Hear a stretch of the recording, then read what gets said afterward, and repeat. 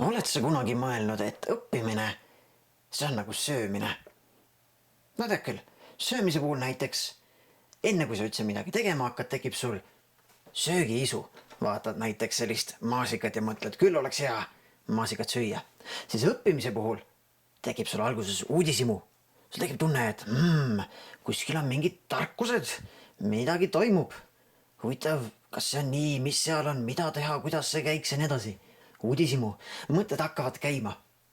Ja niipea, kui sul on tekkinud kas siis söögiisu või uudishimu, siis järgmine etapp on see, et söögiisu puhul näiteks, no siis sa kohe lähed otsid endale, mida võiks süüa teha, ehk siis sellised komponendid, toidukomponendid. Õppimise puhul, samas aga sa lähed otsid infoühikuid, raamatuid, internetti, raadiot, kõike seda tarkust sõpradest küsida, kus seda tarkust saada, kus saada vastust nendele küsimustele, mis sul on. Ja siis, kui sul on head komponendid mõlemal valitud, siis toitumise puhul näiteks sa lähed kööki ja paned kõik asjad potti ja teed sõpradega ühe mõnusa supi. Õppimise ajal aga siin on natukene juba teistmoodi, aga tegelikult väga sarnane.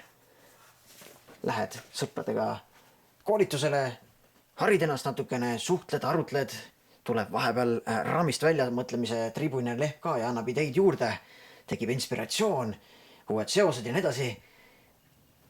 Ent, pärast söömist ja pärast koolitusel käimist on ka veel mõned faasid. Nimelt, pärast söömist sa pead ju toidu kõik ära seedima. Ja pärast koolitust on vaja analüüsida, mis sealt koolituselt tarka said. Ja vaata siin seedimise käigus sul tekib energia sellest, samal ajal kui koolitusel käimisest, õppimisest tekib sul tarkus, uued teadmised, mõistmised, oskused, kõik see, mis läheb niimoodi süsteemi lausa. Vot. Ja kui sul on kõik tarkus süsteemis ja kui sul on kõht täis ja energia on käes, siis tekib küsimus, mis sa kavatsed selle kõigega peale hakata? Täiskohuga, tarkust täis peaga, mis sa kavatsed sellega peale hakata? Ja vot, siin on kohe igalühel oma valik. Mõni läheb kohe, hakkab aknaid pesema või trummi mängima, kui on kõht täis. Aga mis siis, kui pea on tarkust täis, mida siis teha? Vot siis tuleb tarkust teistega jagada.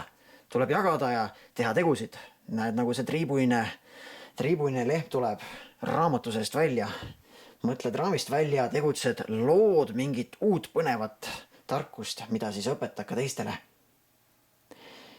Ja vot, niimoodi see käibki, vaata, söömine ja õppimine. Aga tegelikult tuleb kuskil kohe algust teha. Ei ole siin midagi niisama mõtlemist ja analüüsimist, vaid tuleb tegutseda. Ja kõige paremaks tegutsemismooduseks on minna siia mitteformaalne.ee lehele, selleks, et vaadata elu pisut avarama pilguga. Avarama pilguga, nagu seda triibuline leht teeb.